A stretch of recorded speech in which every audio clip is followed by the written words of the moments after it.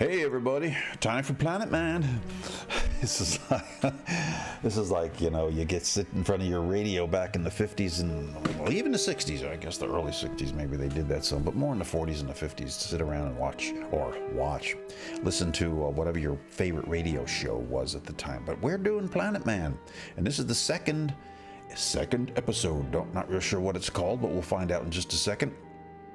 And let's continue the story. If you've watched the first one, or listened to the first one, or whatever, you know what's going on. This one is called Cosmic Communicator. The Planet Man.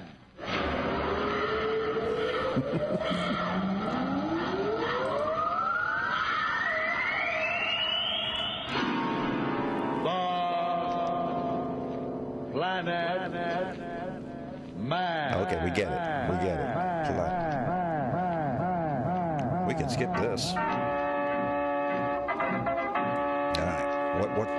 What This is the fascinating story of Dantro, the Planet Man. Dantro. Troubleshooter for the League of Planets organization. Troubleshooter. The law enforcement body for peace and justice in the celestial world, whose headquarters and center of operations are situated on the capital of all the planets, Planteria Rex.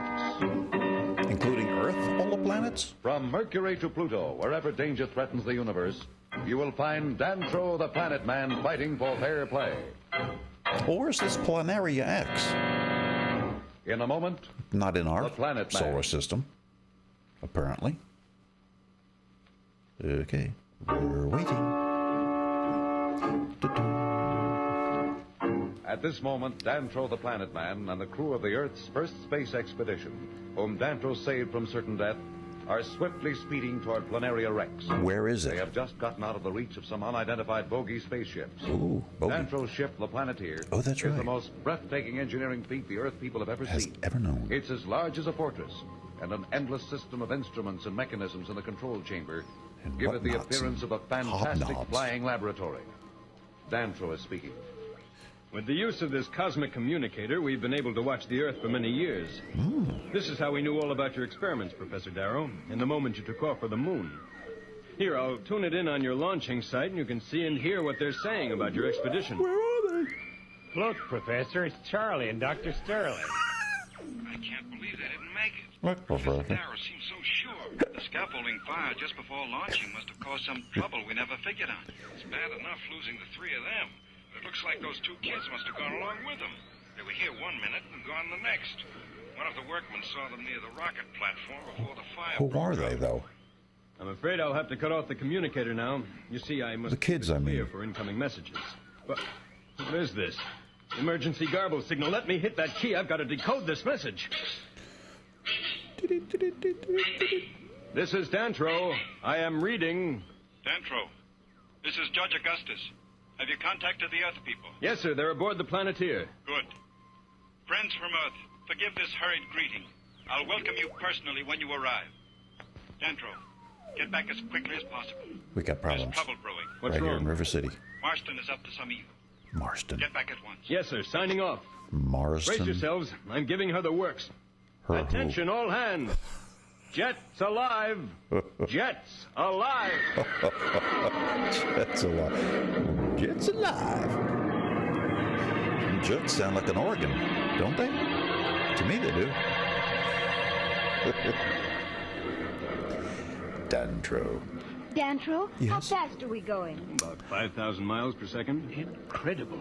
Say, who is this fella Marston? He sure gets lots of fast action. I guess I'd better explain a few things. You see, the League of Planets is Yeah. made up of all the inhabited parts of the solar system. Right, which are Mercury, none. Venus, Mars, and besides some of Earth. the moons of Saturn and Jupiter. Dantro, there's a red light blinking on the sport panel. What the does hell it does mean? that mean? Oh, thanks, Billy. I must switch on my auxiliary cooling coils. Without that, the skin of the ship would melt at this speed.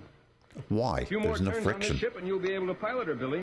Oh, boy, I'd sure like that. Gosh. Anyhow, the member planets of the League have been living in peace for many centuries until recently, when a new leader has taken over on Mars. Oh, yeah. That His must name be. is Marston, Of course. and He's been from Mars. plotting the conquest of the solar system.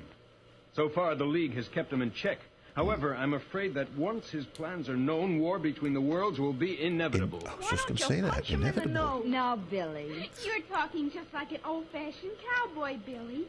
What you mean is, why don't you paralyze him a little? Jane, please. It's all right, Pat. You see, we of the League of Planets are not permitted to resort to violence except in self-defense. Except when... Let's not worry about Marston now. That's not your problem. Where's what's-his-name? Well, we'll soon be at Planteria Rex. Planteria X. And where is Planteria X is what I want to know. Not in this solar system. We'll return to the exciting story of the Planet Man But first. in just a moment. So, level off.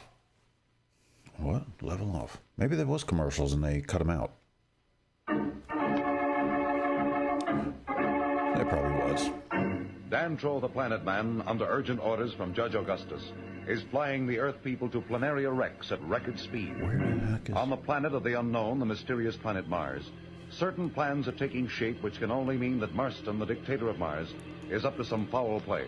Some evil As we look into doing. the cold, foreboding secret meeting place of the Martian Council, We get to... we find Marston, a giant, fierce, ruthless ruler, holding court with his council. I want to hear what he sounds like. Behind Marston, you can hear a small, ugly, and weird creature.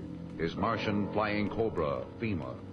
It's Marston's only means of protection, since this creature has the powers to warn Marston of any impending danger. Oh, it's like he, Marston trusts his... no one. Hence, FEMA is constantly with him. What do they call them? Listen. Can I count on no one?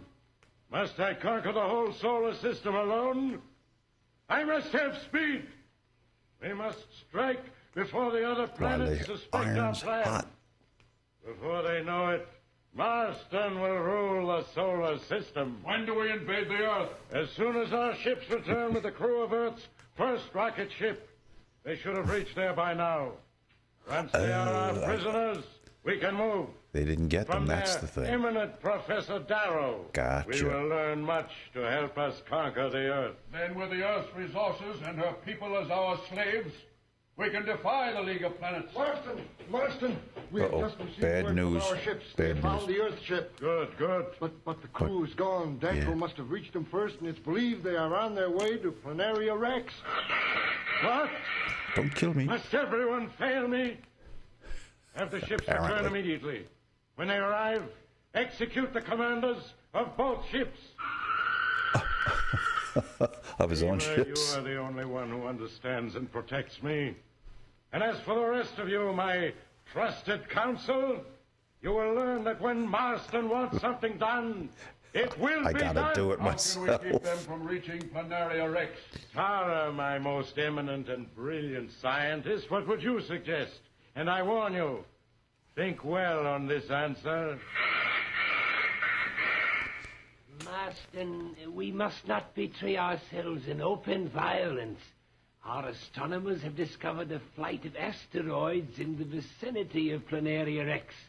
By using our new gravitational repellers, we can direct these asteroids into the path of Dantro's ship.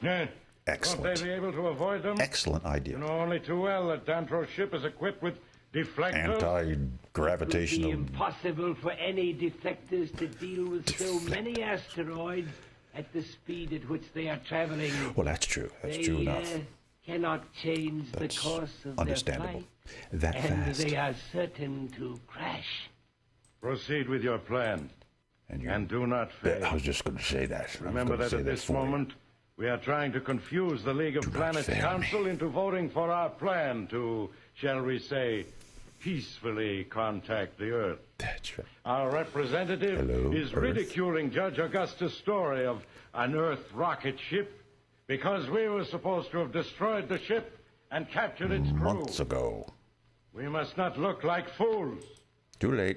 And speaking of fools, you can all leave now. So what has he got on? Has he got what do they call those things? Dantro, you have beaten me again. Like that book. There was a book I with thought I might one day everybody have the had a pleasure little of running this radium dagger through you. But thing. the asteroids will have to little do the creature. job for me. And it had a name. I mean, a generic term. General term. As the representative of Mars, I say to this council, why do we wait any longer? I repeat to this council that there is no rocket ship from Earth in an orbit about the moon. There are no Earth people. I insist that we vote on the Mars resolution to permit the planet Mars to make peaceful contact with the Earth. We have agreed on the vote. Members of the council, I request you wait. I personally contacted Dantro, and I know he is on his way to Planteria Rex with the Earth people. We've had too many words about Dantro. Why isn't he here with proof? If we delay this vote any longer, we will be defaulting on our agreement to vote, and this council will be causing great grievance to my planet Mars. I demand a vote now. I implore the council to wait. Harumph. Give that man a harumph. Please, hurry.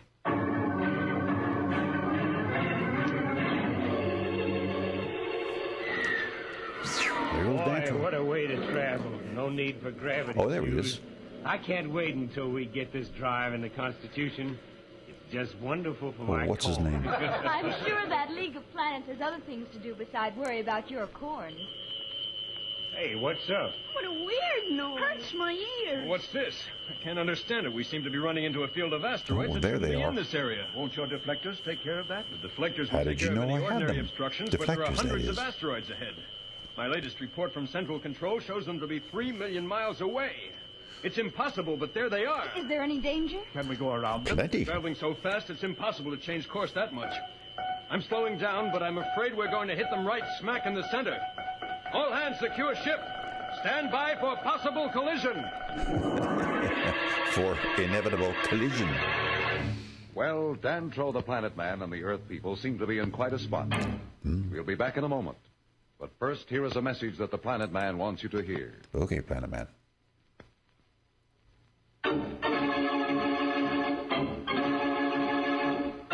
Tune in again for more transcribed thrills and adventures.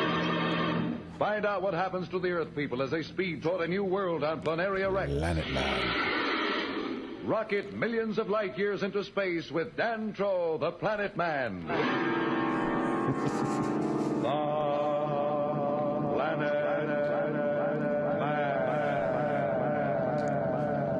They love their echo thing, don't they? Okay.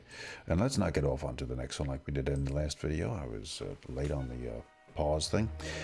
Yeah, I'm still kind of trying to figure out where is this Planteria X? You know, this is back in the 50s, so they weren't thinking we were any more than just our solar system, and the galaxy was like that. All that stuff wasn't even known yet, as far as there was other galaxies out there. But Planteria X, it can't be in our solar system. I mean, unless they're just, of course, calling something we call one thing, they're calling it Planteria X, I suppose. That could be.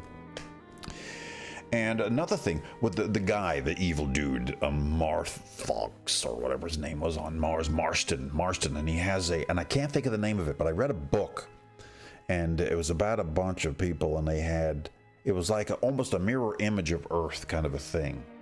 And you could step through these little portals to get to it, back and forth. These two kids were, what was the name of that book? And it really doesn't, I don't know, I'll never remember. But the one group, one side of that portal, these people had these little animals, and everybody had a little different one, and they were called something, a little, I can't think of the name, but it's like you're connected to this thing, you know, and if somebody like hurts it or kills it or something, it's like major trauma for the person to have their thing. I'm going to look it up and I'll put it up here.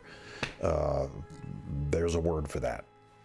So apparently that's what he's got, and it's some kind of it was a snake, a cobra. It said, a cobra? Why a cobra? Why would it be a cobra on Mars?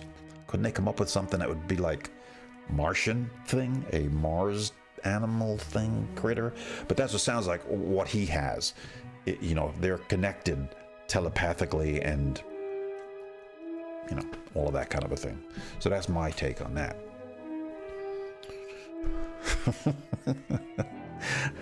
All right, Planet Man, we're going to do the third one. I don't know if I'll do that right now. I'm going to post these two and see what response I get, which is probably going to be the usual 3 views over the course of about a month.